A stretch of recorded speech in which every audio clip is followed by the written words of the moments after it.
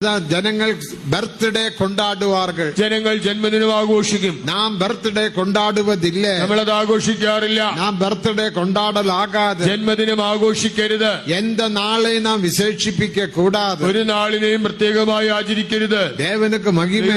മഹത്വം. ஞான ஸ்நானம் எடுத்தவர்கள் எப்படி ஜீவிக்க வேண்டும் என்று வேதவசனம் சொல்லுகிறது. ജ്ഞാനപ്പെട്ടവർ ഇങ്ങനെ ജീവിക്കണമെന്ന് ബൈബിൾ പറയുന്നു. കൊലോസിയർ 2:16 വചനത്തിൽ വാസിക്കുമ്പോൾ കൊലോസ്യർ 2:16 വായിക്കും. ഇപ്പോഴപ്പെട്ടതാന നാളുകൾക്ക് നാം അടിമപ്പെട്ട് ജീവിക്കലാകാതെ ഇങ്ങനെയുള്ള നാളുകൾക്ക് അടിമപ്പെട്ട് ജീവിക്കരുത്. അത് ബർത്ത്ഡേ കൊണ്ടാടക്കൂടാതെ, ബർത്ത്ഡേ ആഘോഷിക്കരുത്, വെഡിങ് ഡേ കൊണ്ടാടക്കൂടാതെ, വിവാഹ വാർഷികം ആഘോഷിക്കരുത്, കാര്യങ്ങളും കൊണ്ടാടക്കൂടാതെ, ഇങ്ങനെയുള്ളതായ ഒരു വാർഷികം ആഘോഷിക്കരുത്. ദേവനുക്ക് മഹിമ.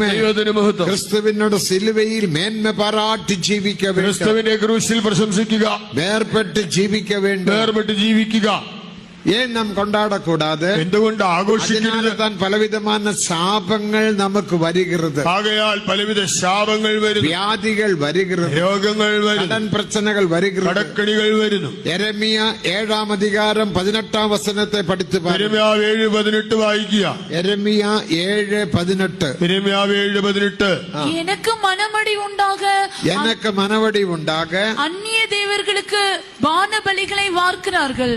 அவர்கள் வானராக்கினிக்கு பணியாரங்களை சுடும்படி, வானராணிக்கு பணிகாரங்களை சுடும்படி, பிள்ளைகள் விறகு பொறுக்குகிறார்கள், பிதாக்கள் நெருப்பு மூட்டுகிறார்கள், ஸ்திரீகள் மாவு பிசைகிறார்கள். அவர்கள் எனக்கா மனவடி உண்டாக்குகிறது.